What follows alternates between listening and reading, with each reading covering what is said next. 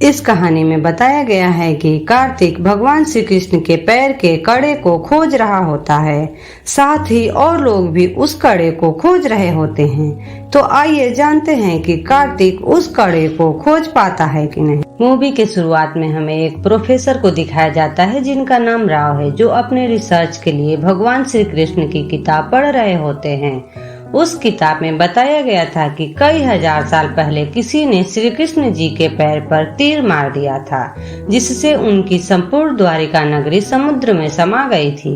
श्री कृष्ण एक व्यक्ति से बताते हैं कि आने वाला समय कलयुग है, जिसमें इंसान इंसान को ही मारेगा और उनकी दुराचार से दुनिया संकट में आ जाएगी।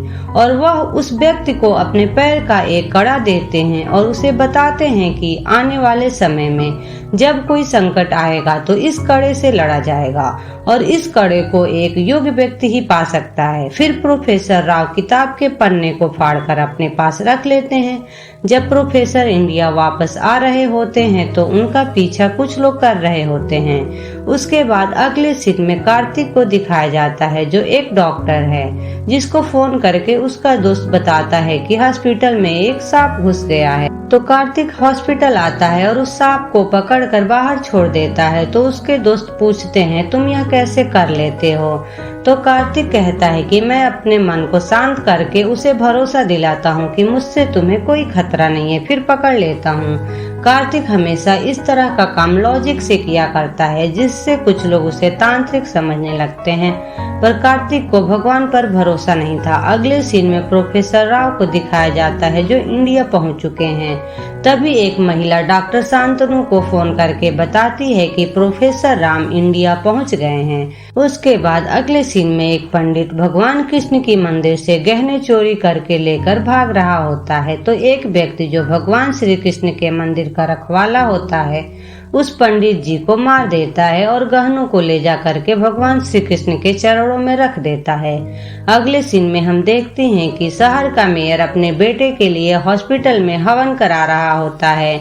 तो कार्तिक उसे एक थप्पड़ मार देता है, जिसकी वजह से कार्तिक को हॉस्पिटल से 2 हफ्तों के लिए सस्पेंड कर दिया जाता है। दूसरी तरफ डॉक्टर शांतनु के सहयोगी डॉक्टर बताते हैं कि दुनिया में एक भयानक वायरस फैलने वाला है। तो डॉक्टर शांतनु कहते हैं कि हम लोगों को इस वायरस का जल्द से जल्द एंटीडोट ढूंढना होगा, तभी हम लोग दुनिया पर राज कर सकते हैं।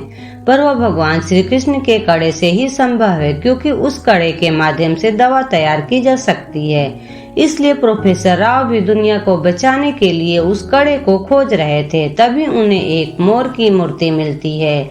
मोर की मूर्ति मिलते ही कार्तिक के घर पर लगे तुलसी के पौधे को एक बैल आकर तोड़ देता है। तो सुबह कार्तिक की माँ जब देखती है तो वह एक पंडित को घर बुलाती है। तो वह पंडित बताता है कि क्या आपने कोई मन्नत पूरी नहीं की है? तो कार्तिक की माँ कहती है कि हाँ, कुछ दिन पहले कार्तिक बीमार था, तो मैंने मन्नत मांगी थी कि मैं द्वारिका आकर 101 केजी मक्खन चढ़ाऊंगी। तो पंडित जी कहते हैं कि उसे जल्द से जल्द पूरा कर दीजिए। अगले दिन कार्तिक की माँ उसे लेकर द्वारिका पहुँच जाती है। तो कार्तिक जब नदी में नहा रहा होता है तो उसके हाथ में एक मोर का पंख आ जाता है। तो कार्तिक उस मोर पंख को अपने पास रख लेता है। अगले सीन में डॉक्टर शांतनु से एक व्यक्ति कहता है कि तुम्हें इन शास्त्रों में इतना क्यों विश्वास है कि तुम इसे पढ़ रहे हो? तो वह बताते हैं कि इन शास्त्रों में महामारी से लड़ने के लिए सारी विधि बताई गई है। तो वह व्यक्ति कहता है कि मुझे विश्वास नहीं है। तो डॉक्टर शांतनु उस व्यक्ति को मार देते हैं। फिर अगली सुबह कार्तिक अपने घर के बाहर होता है। तभी प्रोफेसर घायल अवस्था में कार्तिक के पास आते हैं और वह कार्तिक को कुछ बताना चाहते हैं, पर कार्तिक उन्हें बचाने के लिए ऑटो लेकर आता है। तब तक प्रोफेसर राव कहीं चले गए होते हैं। तो कार्तिक यह बात अपने मामा से बताता है। तो उसके मामा कहते हैं कि यहाँ पर कुछ दिनों से कुछ लोग ऐसे ही गायब हो जा रहे हैं। फिर उसके मामा कार्तिक से बताते हैं कि तुम्हारी माँ कहीं मिल नहीं रही। तो कार्तिक अपनी माँ को ढूंढने लगता है। तो पुलिस वाले उसे उठाकर पुलिस स्टेशन लाते हैं और कार्तिक को एक वीडियो दिखाकर पूछते हैं कि तुमसे प्रोफेसर राव ने क्या बताया था? तो कार्तिक कहता है कि उन्होंने मुझे कुछ नहीं बताया। पर पुलिस वालों को कार्तिक पर विश्वास नहीं होता है और वह उसे पुलिस स्टेशन में बैठने के लिए कहते हैं। तभी वहाँ पर एक मुक्ति नाम की लड़की आती है और वह कार्तिक को एक चिट देकर चली जाती है, जिसको खोलकर कार्तिक पढ़ता है तो उसमें लिखा होता है कि वह खिड़की से कूद जाए तो कार्तिक खिड़की से कूद जाता है। तो मुक्ति उसे अपने साथ लेकर चली जाती है और वह एक मंदिर पर लेकर आती है और कार्तिक को बताती है कि मैं प्रोफेसर राव की पोती हूँ। और वह पूछती है कि उन्होंने तुमसे क्या कहा था। तो कार्तिक कहता है कि उन्होंने मुझे कुछ नहीं बताया। तभी वह व्यक्ति जो पंडित जी को मारकर भगवान कृष्ण के आभूषण मंदिर में रखा था, वह आदमी कार्तिक के ऊपर हमला कर देता है और उनके पीछे ही पड़ जाता है। तभी उसके सामने से भगवान श्री कृष्ण की रथ यात्रा निकलती है तो वह व्यक्ति भगवान श्री कृष्ण को प्रणाम करने लगता है। इतने में कार्तिक व मुक्ति वहां से भाग जाते हैं। फिर यह सारी बात कार्तिक अपने मामा से बताता है तो कार्तिक के मामा उसे एक पंडित जी के यहाँ लेकर जाते हैं और वह उस व्यक्ति के बारे में पूछते हैं तो पंडित जी बताते हैं कि उन्हें अधीर कहा जाता है। वह भगवान श्री कृष्ण की रक्षा करते हैं। अगर कोई व्यक्ति भगवान श्री कृष्ण की मूर्ति के साथ छेड़छाड़ करता है तो वह लोग उसे ढूंढ कर मार देते हैं और वह कार्तिक से बताते हैं तुम्हें दुनिया को बचाने के लिए चुना गया है। लेकिन कार्तिक को कुछ समझ नहीं आता तो वह मुक्ति से उसके दादाजी के बारे में और पूछताछ करता है। तो मुक्ति अपनी दादाजी की लास्ट कॉल रिकॉर्डिंग कार्तिक को सुनाती है तो वह बताते हैं कि जब वो लास्ट टाइम मिले थे उन्हें वो मुलाकात अब भी याद है। तभी कार्तिक को अपनी माँ की याद आती है तो वह अपने मामा को सत्संग में जाकर खोजने के लिए कहता है, क्योंकि जब उसकी माँ यहाँ आई थी तो सत्संग में जाने की बात कही थी। तब मामा सत्संग में जाते हैं तो कार्तिक की माँ सत्संग में मिल जाती है। कार्तिक उनकी सेफ्टी के लिए उसी सत्संग में रहने के लिए कहता है। फिर मुक्ति के साथ वह उस स्थान पर जाता है जहाँ पर मुक्ति अपने दादाजी से आखिरी बार मिली थी। कार्तिक घर में खोजबीन करने लगता है तो उसे वह पन्ने मिल जाते हैं जो प्रोफेसर राव ने फाड़कर अपने पास रखा था, जिसमें उस कड़े के बारे में जिक्र किया गया था और उसमें लिखा था उस कड़े को पाने के बाद उस व्यक्ति ने कड़े को कहीं छुपा दिया है और उस तक पहुंचने के लिए कई बाधाओं को पार करना पड़ेगा।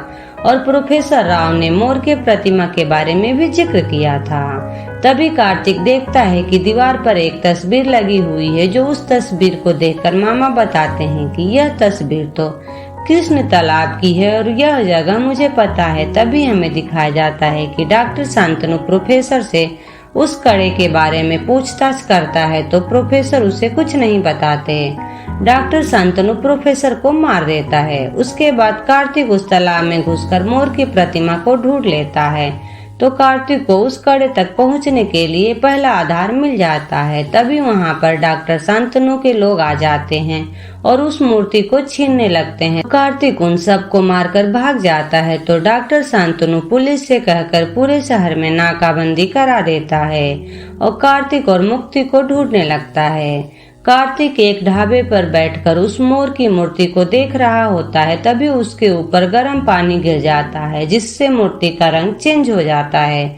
तो कार्तिक देखता है कि उस पर संस्कृत में एक पहेली लिखी हुई है, जिसे सुलझाने के बाद उन्हें पता चलता है कि नेक्स्ट आधार मथुरा में गोवर्धन पर्वत पर मिलेगा। उसके बाद कार्तिक व मुक्ति एक गाड़ी में छुपकर मथुरा पहुंच जाते हैं। उसके बाद वहां गोवर्धन पर्वत पर जाते हैं और वहां बहुत देर तक खोज करते हैं तो उन्हें कुछ भी नहीं मिलता। फिर वह नीचे आ रहे होते हैं तो उन्हें कुछ लोग पकड़ लेते हैं और उन्हें एक रूम में बंद कर देते हैं जहां पर एक लड़की होती है जो अजीब तरह की आवाज निकालती है। तभी एक तांत्रिक आता है और उसे कोड़े से मार करके भूत भगाने का नाटक करता है। तो कार्तिक उसे मारकर उस लड़की को बचा लेता है और उससे पूछता है तो वह लड़की बताती है कि कुछ दिन पहले मेरा एक साथी गोवर्धन पर्वत से कूदकर मर गया था, इसलिए मैं बहुत डर गई थी। तो उस लड़की का भाई कार्तिक का शुक्रिया अदा करता है और बताता है कि गोवर्धन पर्वत पर उत्तर की साइड कोई नहीं जाता है।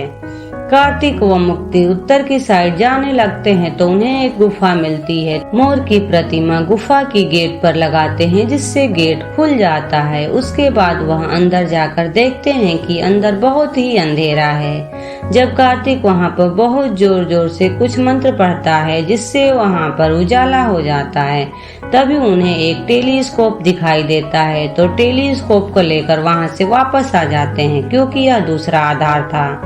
कार्तिक सुबह उठता है तो देखता है कि मुक्ति टेलीस्कोप लेकर भाग गई है। फिर कार्तिक को पकड़कर एक सुनसान इलाके में उल्टा करके पेड़ से बांध देते हैं और उसके मामा को जमीन के अंदर गर्दन तक गाड़ देते हैं। तभी डॉक्टर शांतनु वहां पर आते हैं और कहते हैं कि तुम्हें प्रकृति ने ही चुना है तो तुम्हें प्रकृति में ही छोड़कर जा रहे हैं, देखते हैं कि तुम्हें प्रकृति बचा पाती है कि नहीं, और वहां से चले जाते हैं। उनके जाने के बाद मुक्ति वहां पर गाड़ी लेकर आ जाती है और उन सबको बचा लेती है। दरअसल मुक्ति अपने दादाजी के कुछ लोगों से मिलने गई थी, जहां से उसे पता चलता है कि आगे उनकी मदद एक ही व्यक्ति कर सकता है जिसका नाम है धनवंतरी।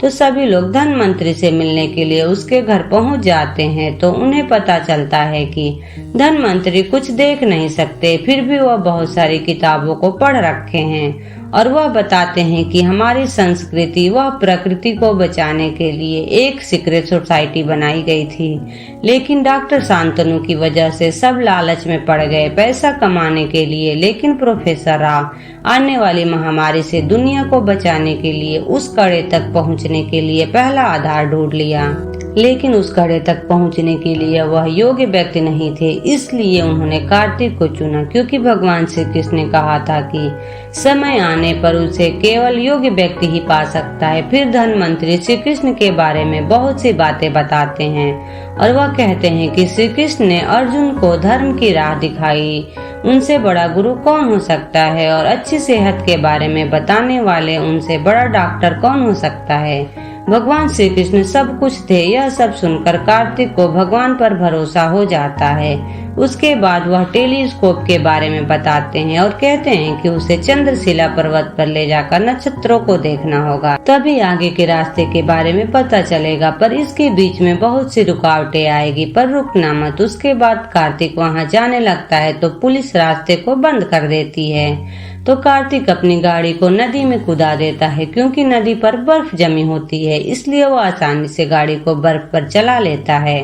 फिर उनकी गाड़ी का पेट्रोल खत्म हो जाता है तो गाड़ी के रुकने से बर्फ टूटने लगता है। तो वह लोग गाड़ी से बाहर निकल जाते हैं। तभी डॉक्टर शांतनु के लोग आकर उन सबको गन पॉइंट पर ले लेते हैं। तभी अधीर आकर डॉक्टर शांतनु के लोग को मारने लगता है और वह मामा को भी मारने वाला होता है। तभी वह अचानक से रुक जाता है, क्योंकि उसे पता चलता है कि मामा श्री कृष्ण का भक्त है। फिर सभी लोग चंद्रशिला पर्वत पर जाते हैं, लेकिन वहां पर बहुत बर्फ होती है। तो कार्तिक अकेले ही चंद्रशिला के शिखर पर जाकर टेलीस्कोप से नक्षत्रों को देखता है, तो उसे आगे के रास्ते के बारे में पता चल जाता है और वह समुद्र के अंदर एक पैलेस में जाता है। तो वहां पर भगवान श्री कृष्ण की बड़ी सी मूर्ति होती है, पर उनके हाथ में बांसुरी नहीं हो। तो कार्तिक टेलीस्कोप और मोर की मूर्ति को मिलाकर कृष्ण के हाथ में रख देता है, जिससे भगवान कृष्ण की मूर्ति घूमने लगती है और नीचे एक गुफा का गेट खुल जाता है, जहां वह बहुत सारे सांप घूम रहे होते हैं और सामने ही कड़ा रखा होता है। तो जैसे ही अधीर के लोग वहां जाने लगते हैं तो